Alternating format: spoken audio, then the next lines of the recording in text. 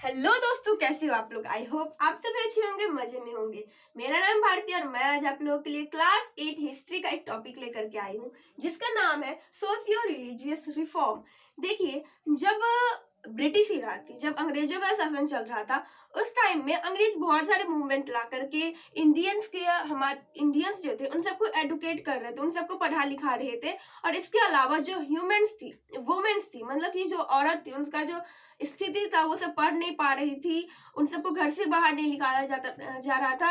Untouchability मतलब छुआछूत वगैरह थी। तो इन सबको तो अंग्रेज हटा ही रहे थे। साथ साथ जो भी इंडियंस थे जो अंग्रेजी पढ़ रहे थे, वो सब भी इसमें पार्टिसिपेट कर रहे थे और चाह रहे थे कि ये सब जो बुराइयां है हमारे समाज में वो सब दूर हो जाए। और बाद में कुछ समय के बाद लोअर कास्ट के जो लोग थे वो सब इसमें पार्टिसिपेट करने लगे, और वो सब भी चाह रहे थे कि हम लोगों को आत्मसम्मान मिले, हम लोगों को खुद को क्या मिले, सम्मान मिले। तो देखिए, पहला ऐसा ही था जो कि श्री नारायण गुरु था, जो कि 1855 टू 1928 तक रहे थे। देखिए, श्री नारायण गुरु जी जो थे वो एक हिंदू सेंट थे, मतलब कि वो हिंदू के साधु थे, और वो एक सोशल रिफॉर्मर थे। सोशल रिफॉर्मर मतलब कि वो समाज में कुछ सुधार लाना चाहते थे, कुछ बदलाव लाना चाहते थे।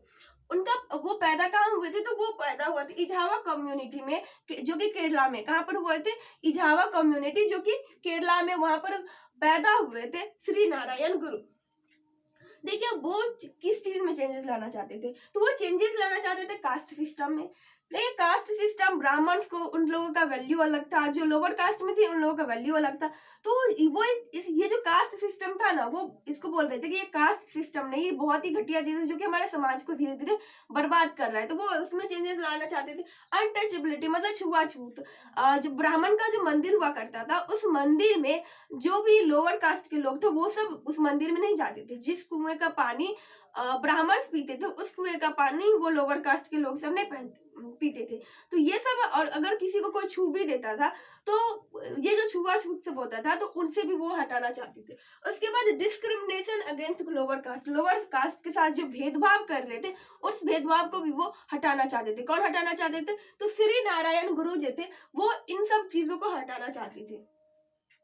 देखिए, उनका मानना था, वो कह रहे थे कि भगवान एक है, one God, one cast, one religion. एक भगवान है और हम लोग का धर्म भी एक ही है। उन लोगों का ऐसा मानना था। सच में कहा ही जाता, अल्लाह ईश्वर तेरे नाम सबको सिमत दे भगवान।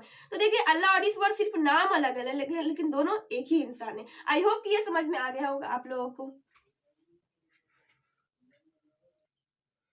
नेक्स्ट थे ज्योतिबा फुले, जो कि 1827 से 1890 तक रहे थे। देखिए, ये जो थे ये सोशल रिफॉर्मर थे, मतलब कि समाज में वो सुधार लाना चाहते थे। और इसके अलावा वो फाउंडर थे सत्य शोधक समाज का। सत्य शोधक समाज क्या होता है? तो शोधक समाज जो है वो एक ऑर्गेनाइजेशन है जो कि वर्क करती है upliftment of lower and oppressed classes. मतलब जो भी लोअर क्लास के लोग सब थे उस टाइम के, तो उन सब के लिए ये एक सत्य शोधक समाज जो थी वो उन लोगों की हेल्प कर रही थी, सहायता कर रही थी। देखिए, ये सत्य शोधक समाज का आप एक तरीके से इसका डिफिनेशन भी बोल सकते हो। और इनका भी वो जो मोटो था वो था अनटचेबिलिटी को हटाना, मतलब कि वो जो छुआछूत है, भेदभाव है, उसी को हटाना, इसका भी मेन मोटो था। देखिए, ये जो ज्योतिबा फुले थे वो नेशनल कांग्रेस पार्टी के एक मेंबर थे, लेकिन उन्होंने उसे इस पार्टी को छोड़ दिया। पता है क्यों? क्योंकि उनका मानना था कि ये जो पार्टी है वो है party of rich and upper caste. मतलब कि अपर कास्ट के जो लोग हैं, मतलब ब्राह्मण जो है, उन सब के लिए ये पार्टी है, और जो रिच पर्सन है, अमीर आदमी जो है, उन लोगों के लिए ये पार्टी है। देखिए, वो एक बुक भी लिखे थे जिस बुक में इस चीज के बारे में, मतलब कि वो क्या चाहते थे, किस चीज को हटाना चाहते थे, इस पूरी चीज के बारे में उसमें डिटेल में लिखी है। उसका नाम है गुलामगिरी। गुलामगिरी गुलामगिरी बुक का नाम है। अगर आप लोगों को टाइम मिले तो प्लीज इसे पढ़ लीजिएगा। इसमें पूरा, ये जो बुक है यही बुक ही लिखे हैं ज्योतिबा फुले। इस बुक में पूरा बताया गया है कैसे उस टाइम में क्या चल रहा था, जिस चीज में वो चेंजेस लाना चाहते थे। आई होप कि आप लोगों को समझ में आ गया होगा ज्योतिबा फुले के बारे में। नेक्स्ट है स्वामी दयानंद सरस्वती, जो कि रहे थे 1824 से 1883 तक। देखिए ये जो थे, ये एक फिलोसफर थे और सोशल रिफॉर्मर तो थे ही। ये मतलब ये पैदा हुए थे, इनका जन्म हुआ था एक ब्राह्मण फैमिली में। किसमें हुआ था? इसका एक जन्म हुआ था ब्राह्मण फैमिली में। और इन्होंने 1875 में एस्टेब्लिश किया आर्य समाज सोसाइटी, जो कि बॉम्बे में पहले, सबसे पहले इन्होंने बॉम्बे में 1875 में स्टैब्लिश किया, और बाद में इसे लाहौर में 1886 में स्टैब्लिश किया, जो कि पाकिस्तान में है।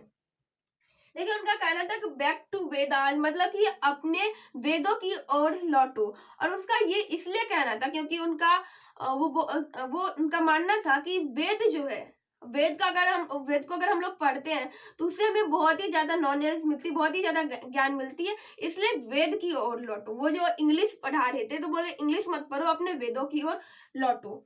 और उन्होंने शुद्धि मूवमेंट भी लाया। अब ये शुद्धि मूवमेंट क्या होती है? तो देखिए जो भी हिंदू दूसरे कास्ट में चेंज हो रही थी, दूसरे रिलीजन को फॉलो कर रही थी, जैसे हिंदू से क्रिश्चियन बन गए, मुस्लिम में चले गए, बुद्ध धर्म अपना लिए, तो उन सबको बोल रहे थे कि वापस से अपने धर्म में आओ, हिंदू में आओ, ऐसा उनका कहना था। और वो आइडल वर्शिप, मतलब वो जो पूजा पाठ किया जाता है, चाइल्ड मैरिज, बच्चों का जो शादी करवा दी जाती है वो, और कास्ट सिस्टम। देखिए वो एक ब्राह्मण थे, इसके बाद भी वो कास्ट सिस्टम के अगेंस्ट थे, और वो सपोर्ट कर रहे थे। किसका सपोर्ट कर रहे थे? तो वो विडो रिमैरिज, मतलब जो विधवा रहती है उनका दोबारा से शादी करवाने, दोबारा मैरिज करवाने में, और वुमेन्स एजुकेशन, मतलब औरतों को जो शिक्षा नहीं मिल रही थी उन लोगों को शिक्षा देने में ये सपोर्टर थे, उन लोगों को हेल्प करते थे। लेकिन वो अगेंस्ट थे। किसके अगेंस्ट थे? तो वो वर्शिप के, आइडल वर्शिप के, चाइल्ड मैरिज के, और कास्ट सिस्टम के अगेंस्ट थे। आई होप कि आप लोगों को स्वामी दयानंद सरस्वती के बारे में समझ में आ गया होगा।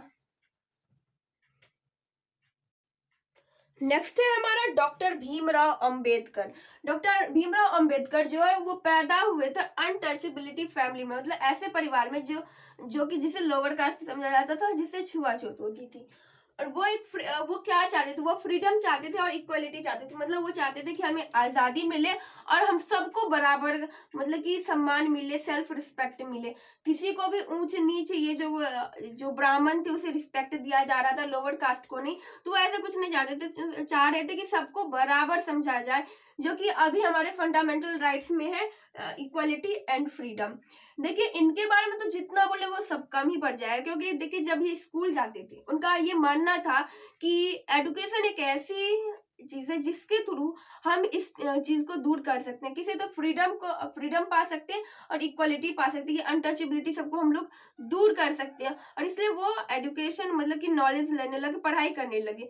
पढ़ाई करने के लिए भी जब वो स्कूल जाया करते थे तो स्कूल में बाकी बच्चे को क्लास में बैठाया जाता था, और लोअर क्लास के बच्चे तो उस टाइम में पढ़ाई ही नहीं करते थे। एक वही बाबा भीमराव अंबेडकर थे, जो कि बस पढ़ाई कर रहे थे। तो वो जब क्लास में स्कूल जाते थे तो स्कूल में उसे गेट पर बैठाया जाता, कहाँ पढ़ाया जाता था?